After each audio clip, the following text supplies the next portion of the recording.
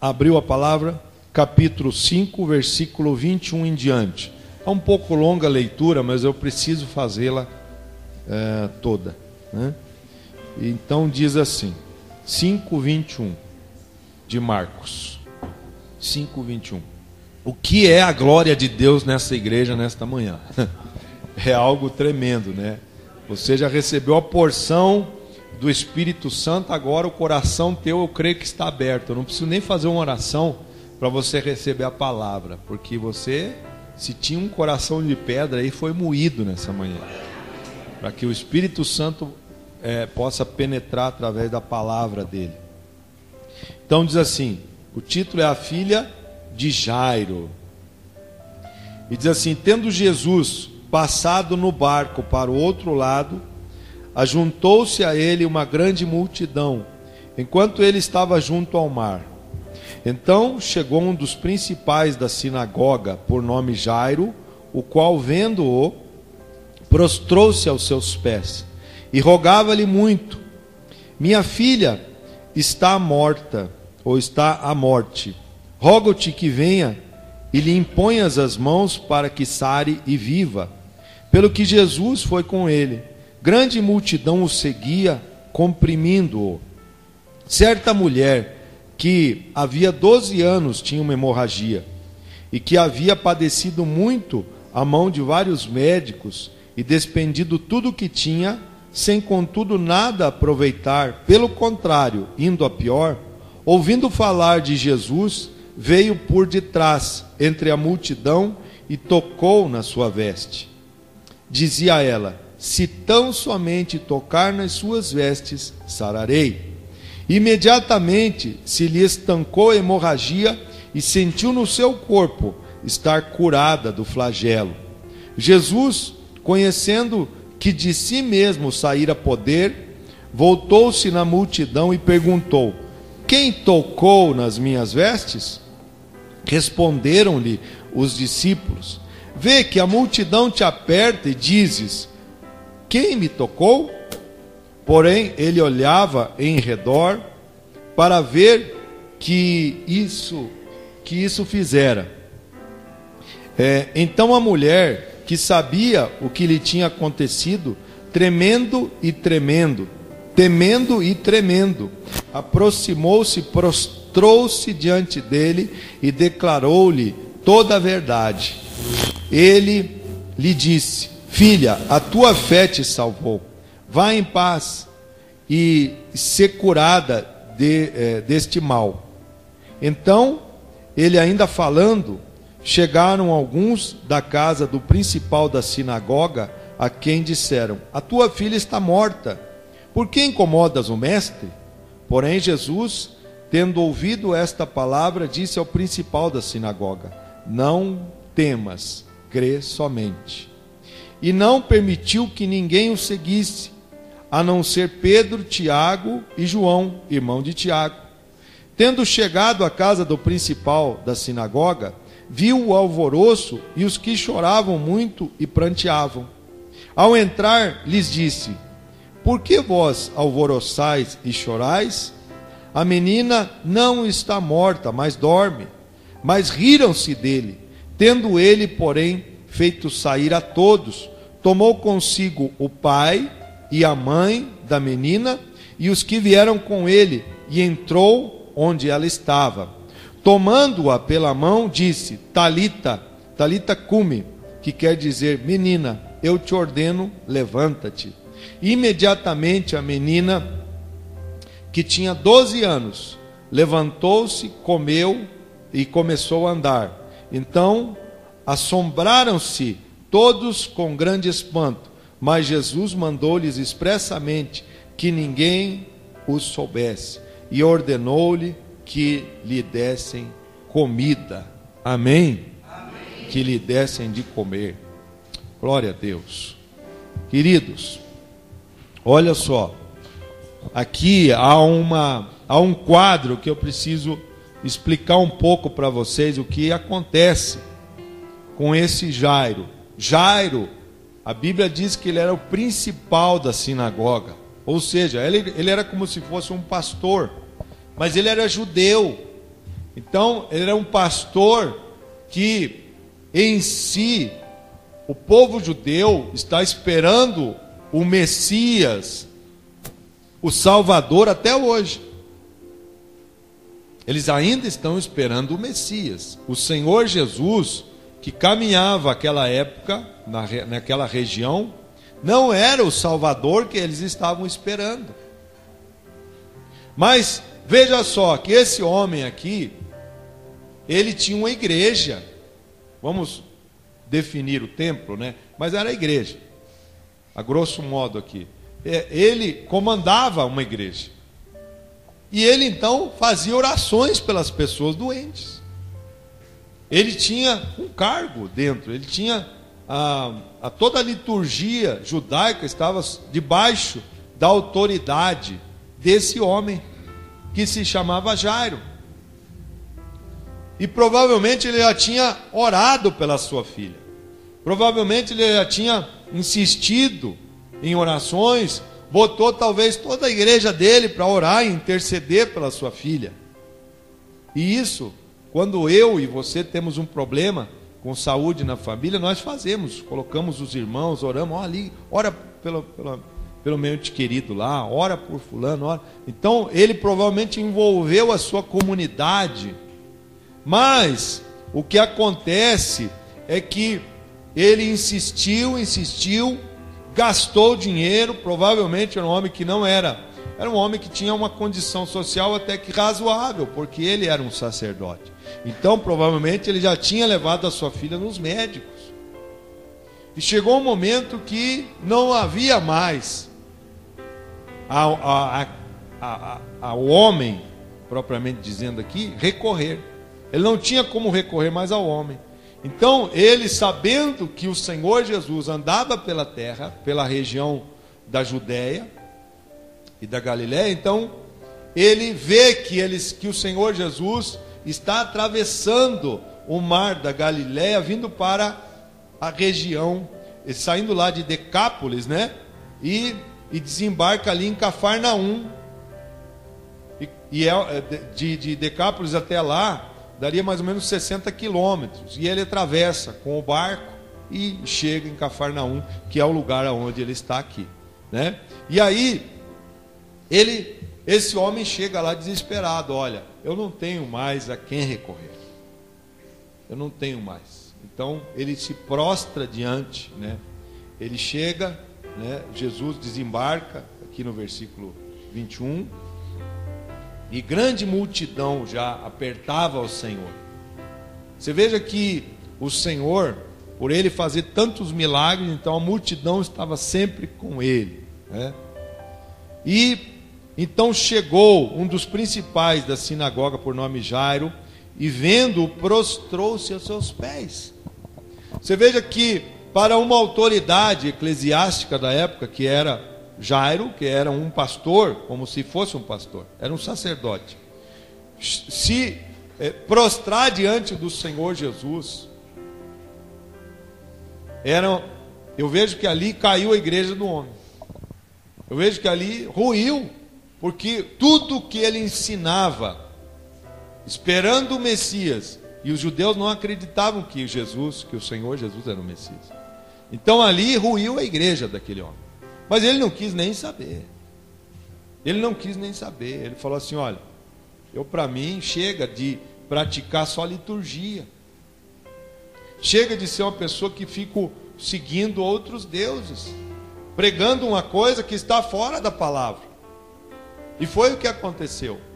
Ele viu que tudo aquilo que ele fez, tudo aquilo que ele pregou durante tanto tempo, na hora que ele precisou, ele não conseguiu. Que era justamente a cura da sua filha. E aí então ele chega, se prostra diante do Senhor Jesus, né? E quando ele se prostra, ele roga no verso 23, rogava-lhe muito: minha filha está à morte. Se você olhar no Evangelho de Mateus, Mateus já declara que ela está morta, mas ela não está morta. Marcos está falando aqui, ele está escrevendo que ela não está morta. Ele chega e roga para que ele fosse impor a mão sobre ela, para que ela fosse curada. Ele roga para que isso venha acontecer, né? E aí no verso 24 diz assim: pelo que Jesus foi com ele, e grande multidão seguia. Querido, então o Senhor Jesus podia pegar um camelo, sei lá, não, eu vou rapidinho lá. Muitas vezes você quer que as coisas aconteçam rápido. Liga para a pastora vem fazer uma oração aqui agora para mim. E muitas vezes ela está lá cheia de coisa, cozinhando, né, em casa, fazendo o almoço lá, ou coisa parecida. E muitas vezes ela larga e vai. Mas aqui o Senhor Jesus mostra algo interessante. Ele mostra algo que ele disse assim: eu vou. Mas não tinha como ele ir, porque não tinha nenhum carro lá, não tinha nenhuma Ferrari lá para ele ir rápido, né? Ele estava andando, ele foi caminhando. Eu tentei pesquisar qual era a distância que ele caminhou, mas eu não consegui achar. Vou ter que buscar mais recursos para isso, né? Qual foi a distância? As Bíblias minhas de comentário não achei. Tenho também dicionários, não achei. São detalhes que a Bíblia não fala. Mas eu creio que ele está caminhando. E naquela caminhada dele, as pessoas começam a pressionar ele. E há uma mulher também, porque a filha de Jairo, há algo interessante aqui nessa passagem, que a filha de Jairo tinha 12 anos. E essa mulher, ela estava... Quando o Senhor Jesus começa a caminhar, vem uma mulher por detrás dele, que havia, no verso 25, olha aí, ó, acompanha lá, que havia 12 anos que tinha hemorragia. Alguns teólogos acreditam que essa mulher aqui representava a igreja antiga. A igreja antiga. A igreja da liturgia. 12 anos ela caminhando doente ali. E a filha de Jairo é a igreja nova. Com 12 anos, a partir daquele momento ela morreu. Porque o Senhor Jesus, quando ele vai até aquela menina, e quando ele chega a um povo lá, e ele disse assim, quando veio aquele homem e falou para o Jairo, falou assim: olha, não incomodes mais o mestre, porque a sua filha já morreu. O Senhor Jesus falou assim: ó, não temas, crê somente. Amém? Vão acontecer na tua vida algo que talvez você vai chegar numa encruzilhada. E tem o caminho de Deus que está aqui, e tem um outro caminho para cá. E a tua fé vai ter que determinar qual é o caminho que você quer seguir. Se você quer seguir pelo caminho de Deus, pelo caminho da fé, ou pelo caminho do desespero, e jogar tudo para cima e esquecer tudo que você já ouviu sair desse altar aqui. Vai chegar na tua vida, e chegou na vida desse homem aqui. Ele podia dizer assim: não precisa mais ir lá, Senhor, ela já morreu. Mas o Senhor Jesus falou assim: crê somente. Vai acontecer na tua vida momento, se não aconteceu, pode ter certeza que na vida de todo cristão acontece essa divisão de água, essa encruzilhada. Você vai chegar ali e você vai ter que definir a tua fé. Amém, queridos? Vocês estão entendendo? Não quero botar medo em você.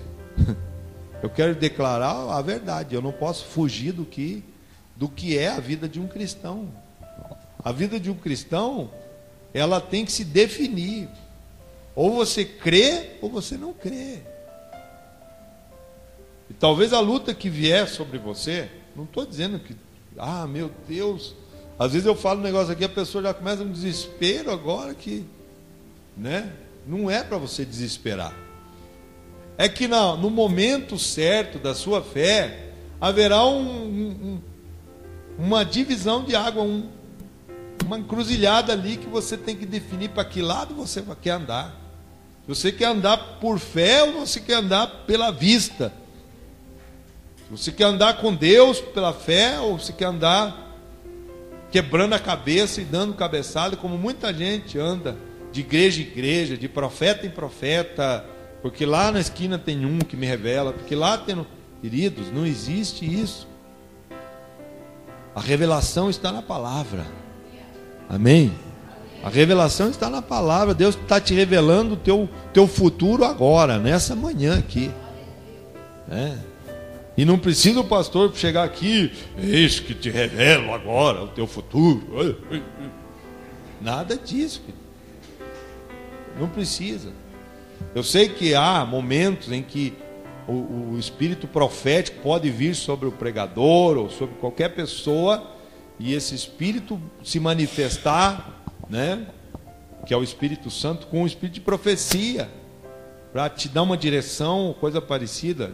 Isso pode acontecer, mas veja bem, ele chegou no momento em que ele teve que decidir se ele cria no Senhor Jesus ou não, se ele acreditava ou não, porque a multidão começa a apertar, e aquela mulher vem por detrás, e ele lá desesperado, meu Deus, minha filha está quase morrendo, e aquela mulher toca no Senhor Jesus. Ela representa a igreja velha, 12 anos ali, sofrendo de uma dor insuportável, hemorragia. Você que é mulher, você sabe o que eu estou falando. A pastora Rita hoje não tem mais o útero, né? Mas como sofria, meu Deus, noites e noites gemendo de dor, gemendo. Então eu sei porque eu vi, não porque eu senti aquilo, mas eu vi o sofrimento. Então ela gemendo ali. E aí então nessa caminhada,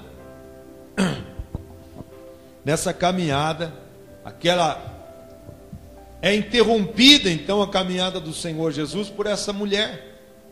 O Senhor Jesus está indo lá para a tua casa para te levar uma bênção, amém, querido? Amém. Só que no meio do caminho ele pode ser interrompido. E aí demora um pouquinho mais para aquilo que você quer que aconteça, não acontece na hora que você quer. Como eu quero que aconteça, eu quero que aconteça do meu jeito.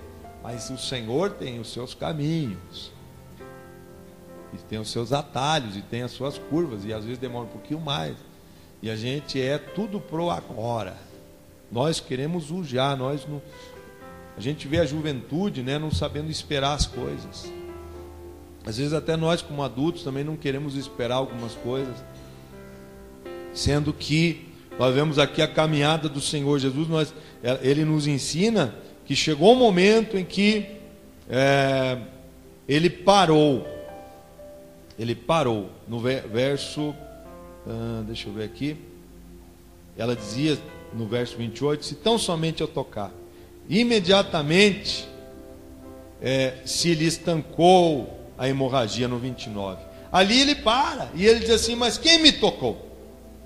Ele olha assim, mas quem me tocou? Aí os discípulos, né, que andavam com ele, ainda estavam num processo de conhecer as coisas de Deus. Os discípulos, os apóstolos, né, que andavam com o Senhor Jesus, estavam num processo de conhecer a Deus e as coisas de Deus, e os milagres, e os caminhos que o Senhor Jesus usava. Eles falaram assim, mas como o Senhor diz quem te tocou? Como o Senhor fala quem te tocou? Se a multidão te espreme, se a multidão te comprime, se a multidão está te apertando aí, como o Senhor diz, como o Senhor fala, alguém me tocou. Aí ele diz assim, não, porque de mim saiu virtude. Eu sei porque de mim saiu poder, amém, queridos? Amém. Na sexta-feira aqui a gente tem aquela oração forte, né, para quebrar as forças do mal. Você está com o caminho meio atrasado aí, as coisas não estão, venha para receber essa oração. E nós, os obreiros, estão em jejum o dia todo, né? Voltamos a impor mãos, ficamos um tempo sem e tal, mas voltamos. E quando a gente impor mão, a gente vê que quando a gente sai daqui, né, pastor Sérgio? A gente sai daqui esgotado. Sabe por quê? Porque nós passamos aquele dia em oração, consagração, jejum, buscando ao Espírito Santo, buscando a Deus. E quando a gente vem aqui, impõe a mão, aquele poder, ele vai para a sua vida, amém, querido? Você que tem uma doença, que está difícil, você vai ser curado pela imposição de mãos. Então, de mim saiu o poder, de mim saiu virtude, ele fala aqui. E aí, então, aquela mulher, ela é totalmente curada, mas ela teme e treme, porque ela não quer se manifestar e dizer que foi ela, mas ela diz, não, fui eu. Ela cria coragem, com muito custo, não, fui eu que toquei no Senhor. Aí ele diz assim, olha filha, vai em paz, porque a tua fé te salvou. Queridos, se você quer conquistar alguma coisa na tua vida terrena aqui, então pode ter certeza que tudo que você quiser tem que ser pela fé. Porque ela falou assim, se tão somente eu tocar na sua veste, eu serei curada. Né? Mais uma encruzilhada aqui, mais uma pessoa que não tenho mais a quem recorrer. Diz que ela ia de mal a pior, já tinha gasto todo o seu dinheiro com os médicos. E tem horas que a ciência não consegue resolver problema espiritual. Não adianta você buscar lá no médico, psiquiatra, porque eles vão dar a parte que a ciência fala. E existem coisas que o homem não consegue resolver. Porque as coisas espirituais, elas se discernem espiritualmente. As coisas espirituais não são discernidas pelos carnais, pelas pessoas que não conhecem o mundo espiritual. Não adianta você abrir o teu coração, se você tem um problema espiritual, com um incrédulo lá fora. Ele vai dizer que você é louco, que você está louco, que você vê vulto. Isso aí não é demônio, é que você já está pirando mesmo. É isso que eles vão dizer. E vão mandar internar você. E quanta gente que tem problema espiritual, que está lá nesses, como é que chama hoje? Antigamente era hospício, né? Hospital psiquiátrico. Antigamente era hospício. Hospital do Pinel. Lembra do Pinel? Manicômio. Então, mas o que acontece é o seguinte, queridos. As pessoas que estão lá tomando drogas fortíssimas, muitas vezes são pessoas que, se chamar um homem de Deus lá, com unção, na hora ele vai mandar vir o chefe daquela legião de demônios e mandar manifestar na vida da pessoa, e vai aparecer o demônio que coloca, a legião de demônios que coloca a pessoa amarrada dentro de um hospital daquele, com camisa de força e coisa parecida, e tomando remédios fortíssimos ali. Quanta gente tem lá? Quanta gente? Porque não discerniram a parte espiritual. Então, essa mulher aqui, ela está na caminhada, ela discerne que ela precisa de um Deus, que ela carece, e ela toca nas vestes do Senhor, né? E ela toma aquela decisão. Chegou o momento, querido, vai chegar o teu momento de você decidir na sua fé. Amém, queridos? Vai chegar um momento em que você tem que decidir, e que não dá mais para você ficar em cima do muro. Não dá mais para você ficar em cima do muro. Você tem que decidir na sua fé. E ela, então, sai dali curada, e então o Senhor Jesus continua a sua caminhada. E quando ele está continuando, chegam alguns companheiros do principal, do sacerdote lá, parentes ou coisa parecida, que diz assim: porém Jesus, ouvindo as palavras, disse, no 35, estando ainda falando, chegou alguns da casa do principal, alguns familiares, né? E diz assim: não incomodes mais o mestre, não incomoda mais ele, porque a tua filha já era, morreu. E quando então o Senhor escuta aquilo, ele dá uma palavra, querido. Ele dá uma palavra: crês, não temas, crê somente. Amém? Essa palavra é para você nessa manhã. Não tenha medo, creia somente. Porque se você ficar com medo, querido, não vai adiantar nada. Não adianta nada a gente ficar com medo. Porque o medo só vai fazer você ter desespero, você vai se desesperar, você vai se descontrolar emocionalmente, vai começar a chorar e não vai adiantar em nada. Eu sei que nós muitas vezes temos que chorar aos pés do Senhor. Quantas vezes eu tenho chorado para Ele. Mas não é isso que eu estou falando. Há momentos que você vai ter que só crer. Diz assim, Deus, então eu não tenho para onde correr. Eu já busquei em tantas pessoas ajuda, como o Jairo tinha buscado. E agora ele entrega então a sua vida ao Senhor. Como eu falei aqui, Salmo 37:5, entrega o teu caminho ao Senhor, confia nele, o mais ele fará. Amém, queridos? Salmo 37:5 fala sobre isso. Tem momentos que é só entregando a sua vida, o seu caminho, porque não adianta, nós não temos para onde correr. Você já bateu em tantas portas, foi em tantos lugares, e não adianta, você tem que usar a sua fé. Não é a fé lá do profeta lá da esquina, daquele outro lá, e não, porque lá está acontecendo. Não é que lá está acontecendo. O que existe é muita propaganda. É que chega na vida de todo cristão, porque o que acontece é o seguinte: se está acontecendo um milagre lá, aqui também vai acontecer. Sabe quando? Quando você que está enfrentando a encruzilhada agora, você definir se você quer andar no caminho da fé e crer, ou se você quer ficar chorando e batendo em tanta porta nesse mundo. Não adianta. A oportunidade vai chegar para todo mundo. E a decisão que você tem que tomar, né? Aí o que ele faz? O Senhor diz: não dá ouvido para essa gente, não dá ouvido. Se você escutar, você tem que ouvir o que sai do altar. Amém, queridos? Se você ficar ouvindo incrédulo vai acabar com a sua fé. Incrédulos destroem a sua fé.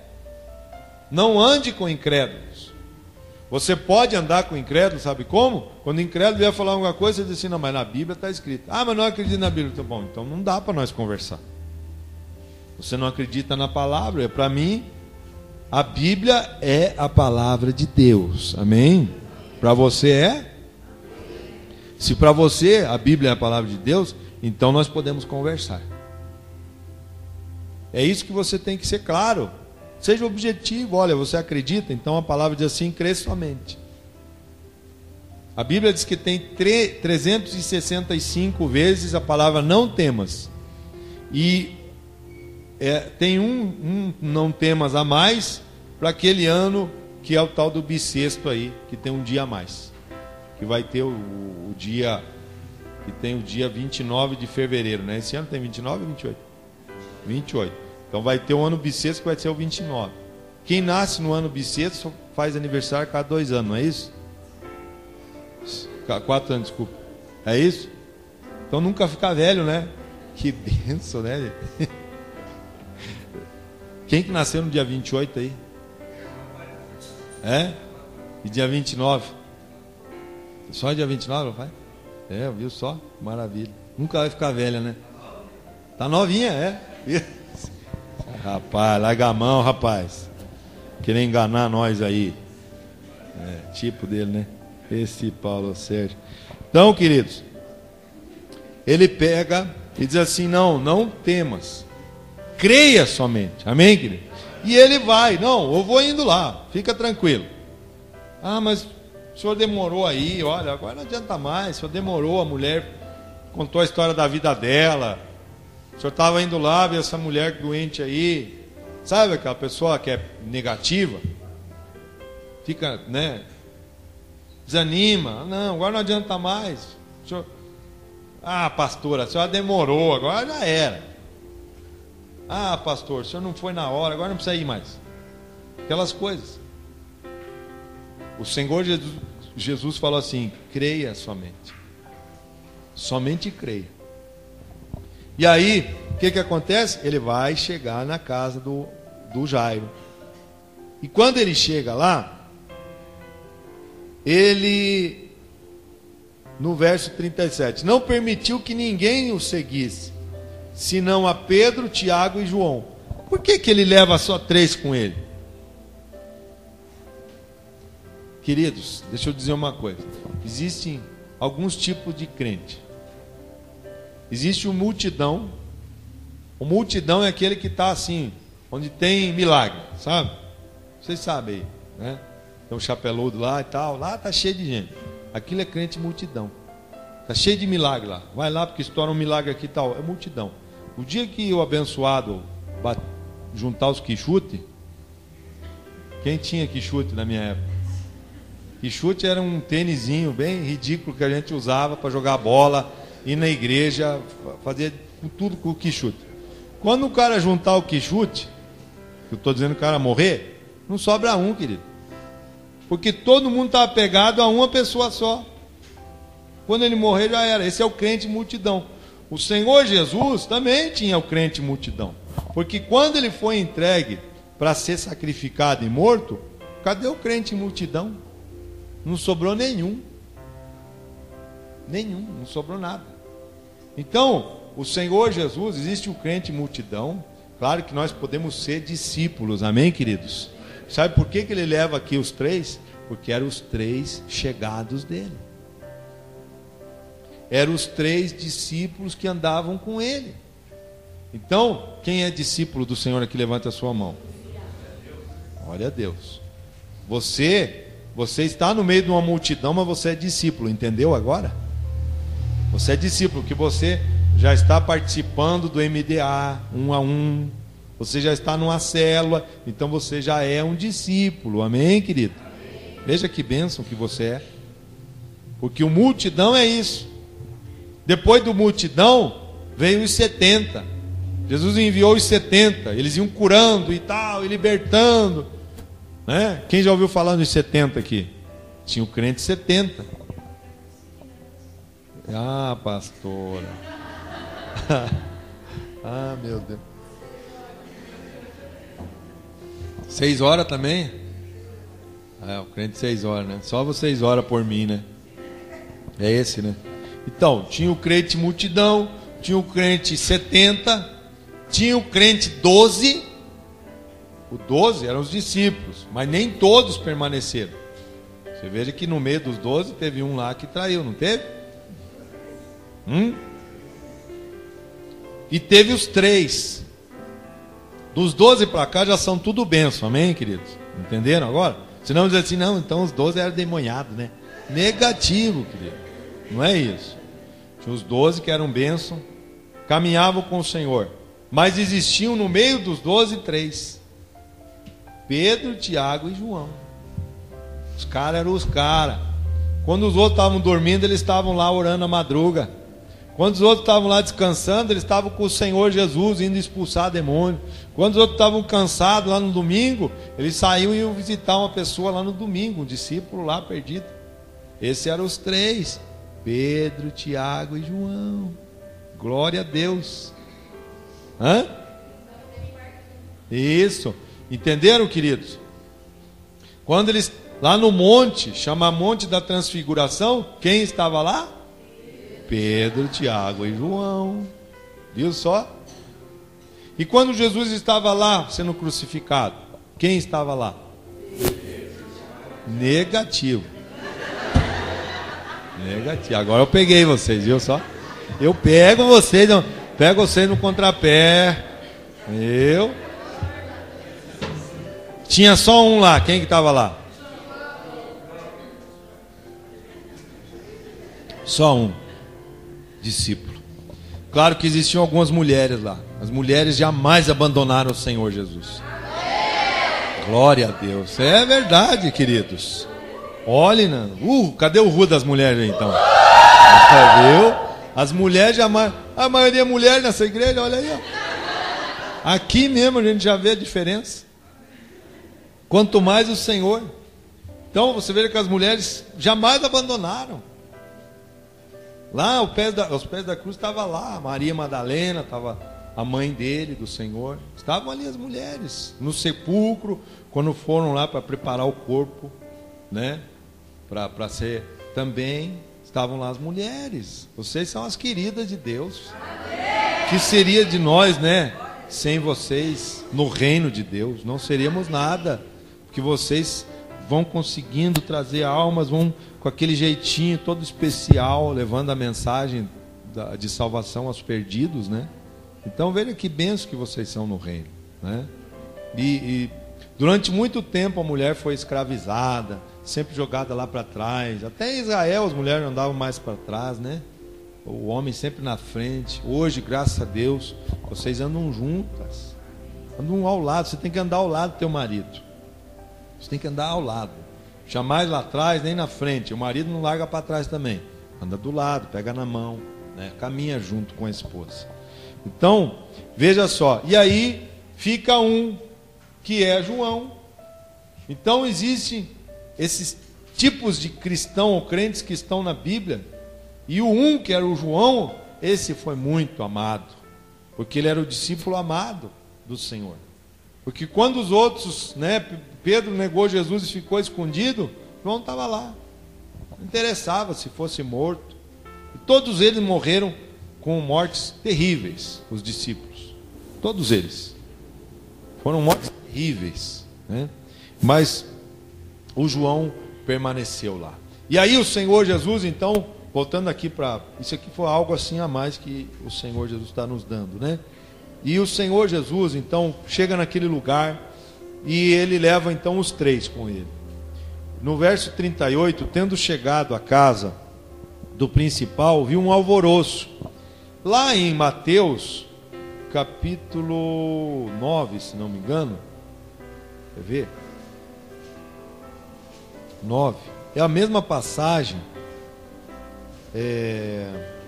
Deixa eu ver aqui. 9:18.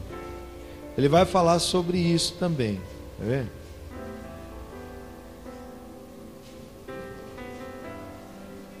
No versículo 23. Diz assim, no 9:23. Achou aí, querido? Chegando Jesus à casa daquele chefe e vendo os tocadores e o povo em alvoroço. Olha só, aquela época lá, se quiser anotar, eu não vou ter tempo de abrir, mas em Jeremias 9:17, se quiser anotar aí Jeremias 9:17, depois você vai ler lá. Existiam os músicos nos enterros, porque e existiam umas mulheres chamadas de o quê? Quem sabe? Carpideiras, isso mesmo, pastor. Ei, pastor, você também estraga as coisas. Deixa o povo responder. Então, assim, carpideiras eram mulheres que eram contratadas para chorar nos enterros. E existiam os tocadores que tocavam flauta, que iam lá para animar o enterro também. Então, o que acontece é que essa pessoa aqui, da família, já tinha organizado todo o enterro. Quando o Senhor Jesus está chegando, ele já vê aquela turma chorando, uns tocando flauta, e era conforme a família podia pagar. Então a família pagava, contratava o pessoal e já fazia todo o processo e já estava contratado as mulheres para chorar também no enterro. E quando o Senhor Jesus chega ali, ele vê aquele alvoroço, né?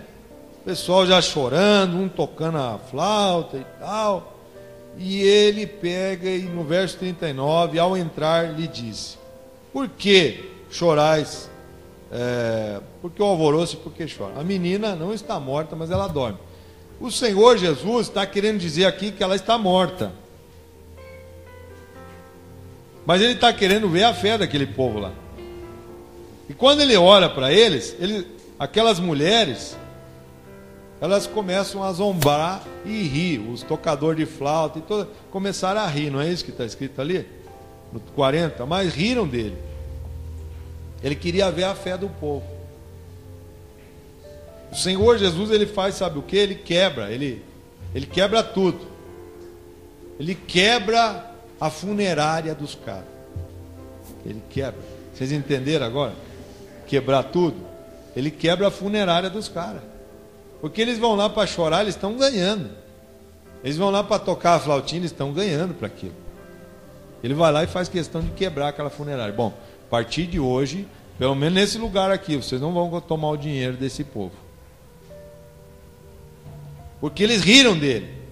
E aqui, quando eles riem do Senhor, eles demonstram qual é o espírito que está na vida da pessoa. Quando você fala das coisas de Deus, você não espere que as pessoas que não estão na mesma fé que você vão compreender as coisas espirituais. Vocês estão entendendo até aqui, sim ou não?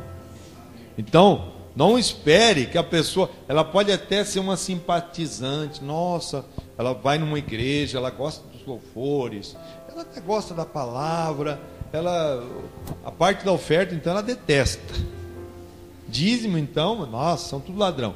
Então, mas ela até simpatiza com algumas coisas. Mas quando você começa a compartilhar coisas espirituais com uma pessoa dessa, ela não entende. Por quê? Porque os olhos estão fechados ainda para o mundo espiritual. Então, você vai falar com uma pessoa que não é crente, claro, você tem que ir já semeando. Por isso, da oração. Por isso que você tem que orar pela pessoa, para você conversar com os incrédulos. Você vai orando, vai botando o teu foguinho ali. Teu foguinho é o tamanho da tua oração. Tem um que é uma lamparina, tem outro que já está um pouquinho mais, até tornar uma fogueira, uma labareda. Então é a tua oração, amém, querido? A tua oração que vai fazer a diferença para que a pessoa seja alcançada para o reino de Deus. Mas aqui as pessoas riram, então elas eram todas incrédulas. E quando o Senhor Jesus, Ele quer operar um milagre, se houver esse espírito de incredulidade nas pessoas, Ele não consegue operar o milagre.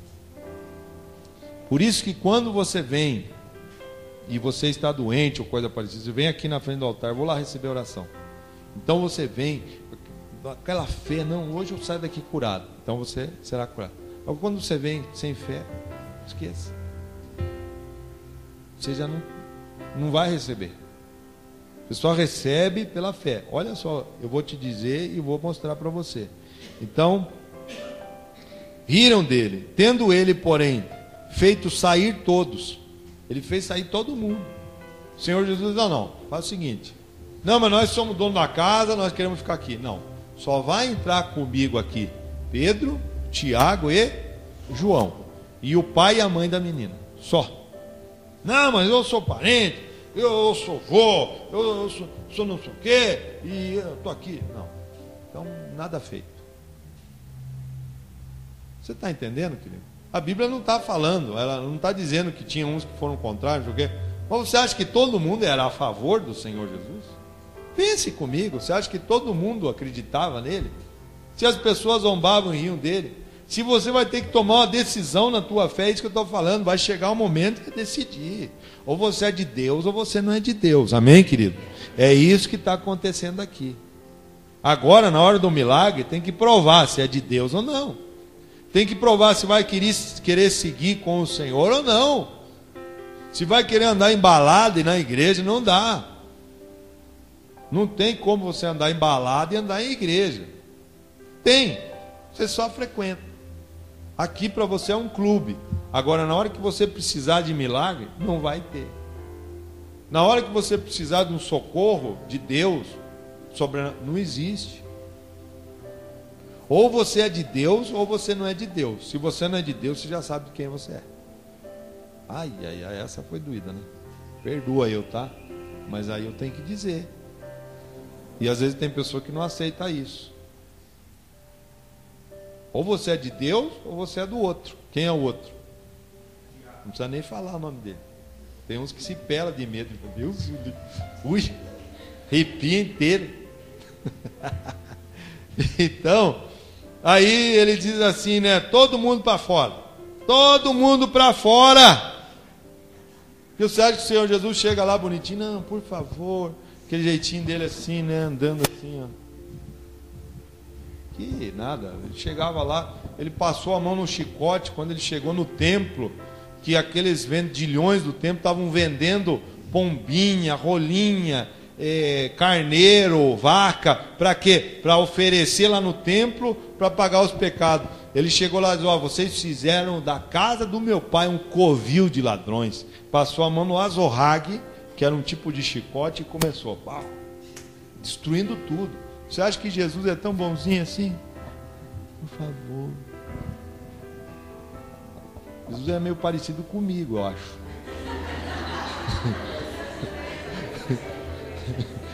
Viu? Por isso vocês têm que amar eu. Tem uns que não amam eu, tem uns que odeiam eu. Viu? Ele passou a mão e quebrou tudo. Quebrou até a funerária do homem aqui. É ou não é? Sim ou não? Sim, também. Claro que quebrou. E aí, queridos, ele entra lá e diz assim, para fora. E entra lá. Por que ele entra sozinho? Ele, os 3 discípulos e a mãe e o pai. Porque eram pessoas que tinham fé. Porque quando você tem fé, as coisas acontecem. Porque não adianta você ficar no meio e ora, e jejum, está no meio de incrédulo, pessoa que está lutando contra aquilo que você crê, e você fica compartilhando as coisas mais íntimas do teu coração com pessoas que não estão na mesma fé. Há um espírito por trás daquilo que quer que dê errado a tua vida. Por isso, não fique contando tudo da tua fé, das coisas íntimas do teu coração, sonhos teus, querido, conte para Deus. Coloque na presença de Deus teus sonhos e fique ali orando e não espalhe para Deus e todo mundo, que o diabo vai lá e rouba aquela semente. E ele sabe muito bem o que ele faz, porque às vezes o teu sonho depende de outras pessoas. E ele consegue destruir o sonho lá na fonte, muitas vezes, lá no princípio. Então, muitas vezes, as coisas têm que ser segredo. Segredo, tem coisa que eu não falo para vocês, não falo. Conto para minha esposa, porque ela está na mesma fé que eu. Eu para ela não tenho segredo nenhum. E eu sei que ela também não tem nenhum para mim. Porque nós estamos unidos na mesma fé, no mesmo objetivo. Então o teu segredo, se você tem um marido que você pode confiar, pode contar para ele. Se não, nem sei. Aí também nem sei se casou mesmo também, né? Esse abençoado aí. Queridos, olha só. Aí ele pega e entra lá. Sai todo mundo. E ele diz, tomando-a pela mão, disse: Talita cumi. Isso aqui esse Talita cumi aqui, ele quer dizer levanta-te e anda. Mas ele está em aramaico. Ele está em aramaico. Amém, queridos? Amém. O Marcos, que escreveu esse livro aqui, por mais que para nós está em português, né? Mas ele escreveu para aquela época, lá para os gregos. Então ele diferencia o Talita cumi aqui, para mostrar que aquela menina, ela era de uma linhagem judia. Por isso que o Senhor aqui, ele começa, a partir desse momento, ele quebra dogmas, ele quebra doutrina, ele destrói tudo aquilo. Por quê? Porque ali ele quebrou a igreja também do pastor lá. Por isso que eu falei que ele veio para quebrar tudo. Ele quebrou a igreja do pastor lá também. Porque ele fez uma coisa que não poderia ser feita. Sabe o que o Senhor Jesus faz aqui? Eu quero ver se tem algum teólogo aqui para me responder. O que ele faz que ele chega perto de uma pessoa que não podia chegar? Eu já dei até a indicação aqui. Quem sabe? Cadê o Marcelo? O Marcelo sabe tudo da Bíblia. Isso é um computador.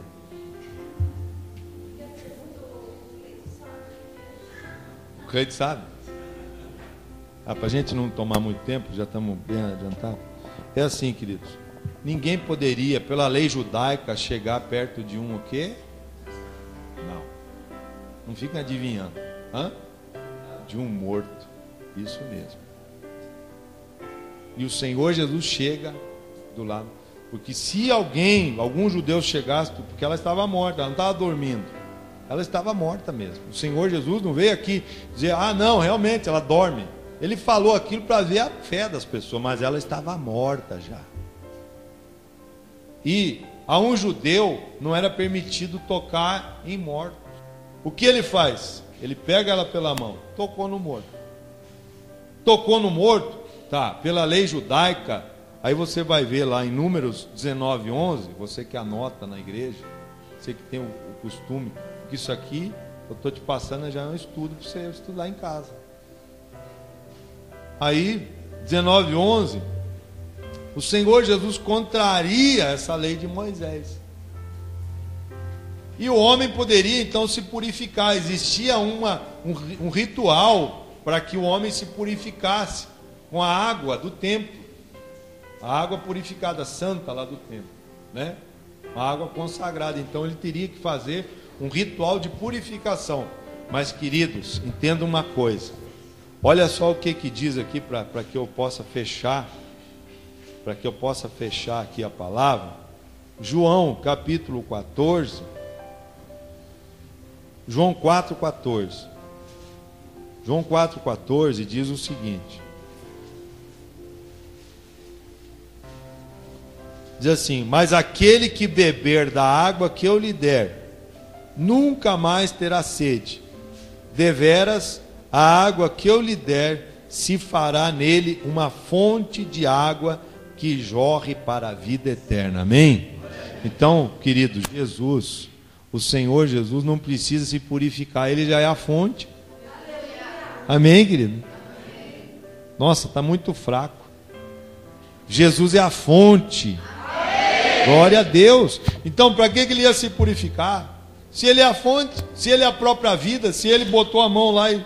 Por que Ele quebra então? Ele quebrou a funerária, Ele quebrou a igreja do pastor lá, quebrou mesmo, porque aqui Ele destruiu tudo que aquele povo acreditava, que Ele não podia chegar no morto, não podia pegar no morto, tinha que se purificar. Negativo, que purificar, eu sou o próprio Deus, amém? O Senhor Jesus, Ele é Deus, querido, entenda isso, entenda que o Senhor Jesus, Ele é Deus.